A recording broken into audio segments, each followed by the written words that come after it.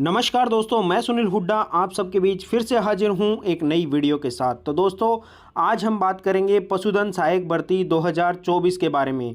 तो दोस्तों यह भर्ती अन्य पुरानी भर्तियों से किस प्रकार अलग है और इसमें हमारे लिए क्या क्या चीज़ें हैं जो फ़ायदेमंद है, इसके बारे में हम कंप्लीट विश्लेषण करेंगे। देखेंगे कि कौन कौन सी चीज़ें हैं जो हमारे लिए फ़ायदेमंद होगी और किस प्रकार से यह भर्ती हमारी उम्मीदों पर खरा उतरेगी। तो दोस्तों यह जानने से पहले इस वीडियो को ज़्यादा से ज़्यादा दोस्तों के बीच शेयर कीजिए और ज़्यादा से ज़्यादा लाइक कीजिए। तो चलिए अब हम डिटेल से बात करते हैं पशुधन सहायक भर्ती 2024 के बारे में कि इस भर्ती में क्या कुछ है। तो इस भर्ती में दोस्तों जो कुल पद हैं वो अब हो चुके हैं 2540 पद, यानी 2540 पद हो चुके हैं। और इसमें जो कुल फॉर्म अप्लाई हुए हैं वो है दोस्तों 37,039 फॉर्म, यानी कि लगभग 37,000 फॉर्म आए हैं। और अगर रेशियो के हिसाब से अगर हम बात करें तो एक पोस्ट के लिए कुल 14 कैंडिडेट ने अप्लाई किया है, यानी ये रेशियो दोस्तों 1:14 का रेशियो बन रहा है। और अगर हम इस भर्ती को 2022 में आई भर्ती से कंपेयर करते हैं तो देखते हैं दोस्तों ये भर्ती किस प्रकार से अलग है।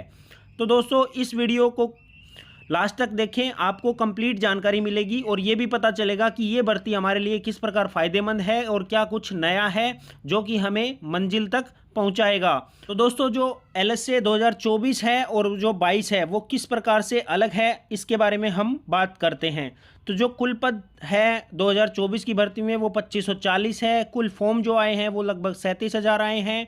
और अगर कैंडिडेट का रेशो देखा जाए तो 1:14 का रेशो है, यानी एक पद के लिए 14 कैंडिडेट फाइट करेंगे। अगर हम पिछली भर्ती जो 2022 में हुई थी उसके बारे में अगर हम बात करें तो उसमें कुल पद थे 1436 पद। और अगर फॉर्म की बात करें तो उस वक्त लगभग 30,000 कैंडिडेट ने अप्लाई किया था 2022 में। और उसका अगर रेशियो की बात करें तो उसके हिसाब से उसका रेशियो बन रहा है एक पोस्ट के लिए 21 कैंडिडेट, यानी उस वक्त एक पोस्ट के लिए 21 कैंडिडेट फाइट कर रहे थे।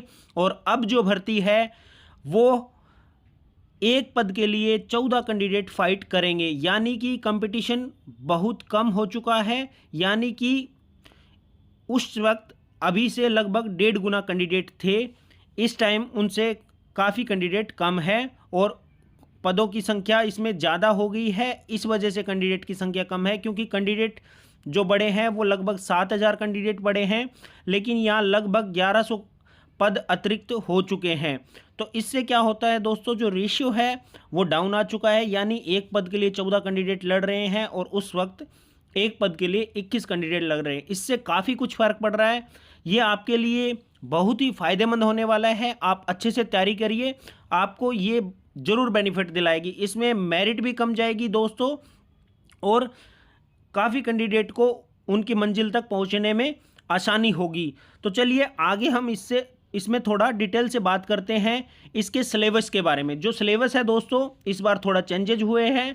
पहले थोड़े कम क्वेश्चन आते थे जीके और वेटनरी के, अब प्रश्न बढ़ा दिए हैं और समय भी बढ़ा दिया गया है। बाकी जो जीके और वेटनरी का रेशियो था वो तो सेम ही रहा है।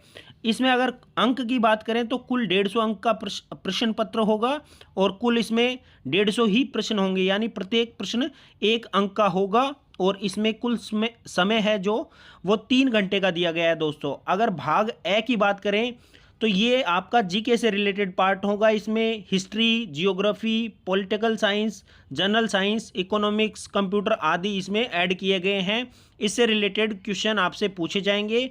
कुल 50 प्रश्न होंगे और आपको 50 अंक मिलेंगे उसके लिए। और अगर भाग बे की बात करें तो उसमें 100 प्रश्न होंगे और 100 अंक के होंगे। और इसमें आपका वेटनरी साइंस के जो प्रश्न हैं वो पूछे जाएंगे। वेटनरी साइंस के जो 10 आपके सब्जेक्ट हैं अलग अलग, उन सब से आपका जो प्रश्न है वो 100 प्रश्न आएंगे। प्रत्येक जो सब्जेक्ट है उसके लगभग रेशियो 10-10 का रेशियो रहेगा, लेकिन हो सकता है कम ज़्यादा भी हो जाता है कई बार। तो उसमें ऐसा कुछ नहीं है। आपका जो वेटनरी के दोनों सब्जेक्ट है दोनों ईयर के, उसमें से आपका 100 नंबर का आने वाला है। अगर न्यूनतम मार्क्स की बात करें यानी 40% रहने वाला है। यानी अगर इसको हम प्रश्न के हिसाब से बात करें तो आपको कम से कम 60 प्रश्न सही करने होंगे नेगेटिव मार्किंग के बाद। यानी अगर आपको इस एग्ज़ाम में क्वालिफाई करना है तो आपको 40 अंक तो कम से कम लाने होंगे, 40%, यानी कि आपको 60 अंक तो लाने ही होंगे, वरना आप इसमें क्वालिफाई ही नहीं कर पाएंगे। मेरिट तो दूर की बात है। तो दोस्तों हर एक एग्जाम में न्यूनतम अंक रखे जाते हैं, जो कि इसमें 40% रखे गए हैं, यानी आपके 60 अंक आने चाहिए नेगेटिव मार्किंग के बाद, तब आप क्वालिफाई करोगे। और उसके बाद आपका मेरिट में देखा जाएगा कि आप मेरिट क्वालिफाई कर रहे हो या नहीं।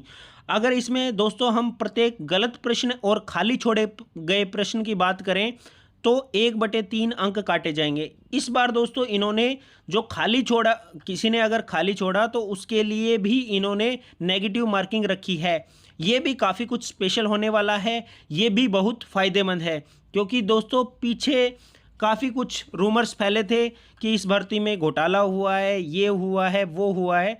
तो वो भी इस बार सरकार ने एक नई पहल की है, जिससे कि काफ़ी कुछ इसमें जो बाहर फ्रॉड हो जाता था, लोग बाग क्वेश्चन खाली छोड़ देते थे, बाद में कोई सेटिंग वगैरह से वो अपना एग्ज़ाम उसमें क्वेश्चन भर देते थे, तो ऐसा अब नहीं होने वाला दोस्तों। अब जो OMR शीट मिलेगी आपको, उसमें आपने एक बार आपने सारे गोले काले करने हैं। अगर आपने खाली छोड़ दिए तो आप डिस्क्वालीफाई हो जाओगे। इसमें दोस्तों इन्होंने जो रेशियो रखा है वो दोस्तों इन्होंने रखा है 10% का। अगर आपने 10% से ज़्यादा खाली छोड़े तो आपको डिस्क्वालीफाई समझ लिया जाएगा। तो दोस्तों इसमें अगर हम 10% की बात करें तो अगर 150 का 10% निकालते हैं यानी 15 प्रश्न, अगर आप 15 प्रश्न से ज़्यादा या 10% टोटल जो क्वेश्चन है उनका जो हम 10% निकालें तो वो 15 क्वेश्चन बनता है। अगर 15 क्वेश्चन से ज़्यादा क्वेश्चन छोड़ दिए तो नेगेटिव मार्किंग ही नहीं दोस्तों, आपको डिस्क्वालीफाई भी कर दिया जाएगा। यानी आप ध्यान रखें कि आप कोई भी प्रश्न खाली नहीं छोड़ें। इस बार इन्होंने कुल 5 ऑप्शन दिए हैं और आपको 5वां ऑप्शन ये मिलेगा कि हम इस क्वेश्चन को अटेम्प्ट नहीं करना चाहते। अगर जो कैंडिडेट जिसको भी आंसर नहीं आता है तब भी आपको उस क्वेश्चन का 5वां ऑप्शन अटेम्प्ट लगाना होगा, ताकि आप ये बता सकें कि हाँ हम इस क्वेश्चन को अप्लाई नहीं करना चाहता। तब आपके 1/3 जो है वो अंक भी नहीं कटेंगे और आप डिस्क्वालीफाई होने से भी बचेंगे। तो दोस्तों इस प्रश्न पत्र के लिए कुल 3 घंटे का समय मिलेगा। अगर किसी कैंडिडेट के जो 5th ऑप्शन लगाना छूट जाता है तो उसको अतिरिक्त 10 मिनट दिया जाएगा, उसके लिए उसको जो 5th ऑप्शन है उसको अटेम्प्ट करने के लिए। अन्यथा जो भी कोई खाली छोड़ेगा इसके बाद भी तो उसको डिस्क्वालीफाई कर दिया जाएगा, अगर उसकी परसेंटेज 10% से अधिक होती है। अगर 10% से कम होती है तो प्रत्येक प्रश्न के लिए 1/3 अंक काटे जाएंगे। तो दोस्तों ये बात आपको जरूर ध्यान में रखनी है और ये एक पॉजिटिव बात है, इसको नेगेटिव में ना लें, क्योंकि समय काफ़ी है। 150 प्रश्न के लिए 3 घंटे का समय, यानी आपको कुल 180 मिनट मिलने वाली है। एक प्रश्न में 1 मिनट से भी ज़्यादा का समय है और इसमें मैथ्स वगैरह कुछ नहीं है। जाते ही सीधा टिक होना है क्वेश्चन, अगर आपको आता है तो वो डायरेक्ट आप टिक करेंगे और आगे निकल जाएंगे। तो इसमें कोई ज़्यादा वो वाली बात नहीं है कि आपको ज़्यादा समय लगने वाला है, काफ़ी अधिक समय है, आपका आसानी से ये पूरा प्रश्न पत्र हो जाएगा। ज़्यादा टेंशन लेने वाली बात नहीं है, ये आपके लिए अच्छा है। जो पढ़ने वाले कैंडिडेट हैं उनके लिए बहुत अच्छी बात है कि उन्होंने 5th ऑप्शन दिया, ताकि इसमें जो फ्रॉड हो रहा है उससे बचा जा सके। तो दोस्तों ये भर्ती आपके लिए एक स्वर्णिम अवसर होने वाला है, क्योंकि दोस्तों ये काफ़ी बड़ी भर्ती है। इसमें 2540 पद है। पिछले काफ़ी समय से अगर हम देखा जाए तो सबसे बड़ी भर्ती निकल के आ रही है और काफ़ी दिन से कैंडिडेट इसके लिए वेट कर रहे थे। ये मौका अपने हाथ से मत जाने देना, क्योंकि इसके बाद दोस्तों इतनी बड़ी भर्ती शायद जल्दी से तो नहीं आने वाली, काफ़ी समय लगेगा इतनी बड़ी भर्ती आने में। अगर फिर कम पदों पे भर्ती निकलती है तो उसमें फिर मेरिट ज़्यादा जाती है। तो दोस्तों आगे हम आने वाली वीडियो में हम कंप्लीट बात करेंगे इसके सिलेबस, किस प्रकार से हम पढ़ें, क्या करें। आप कमेंट जरूर करना दोस्तों, हम उसके बारे में विस्तृत बात करेंगे। आपको किसी भी प्रकार की वीडियो चाहिए होगी, हम आगे उस टॉपिक पे वीडियो बनाएंगे, उस पर कंप्लीट डिस्कशन करेंगे। जैसे कि कुछ लोगों के मन में हो सकता है कि सिलेबस कहाँ से पढ़ें, किस प्रकार के जीके के में क्या कुछ अलग होने वाला है इस बार, और जो वेटनरी है उसमें क्या कुछ अलग होगा, वेटनरी भी कहाँ से पढ़ें। इस प्रकार के जो भी प्रश्न होंगे दोस्तों उसमें हम डिटेल से बात करेंगे। कंप्लीट वीडियो और बना दूंगा मैं आपको। कोई भी अगर आपको कन्फ्यूजन हो तो आप कमेंट करें दोस्तों, और इस वीडियो को ज़्यादा से ज़्यादा दोस्तों के बीच शेयर करें, और आप इस वीडियो को लाइक करें दोस्तों। तो धन्यवाद दोस्तों। जय हिंद, जय भारत।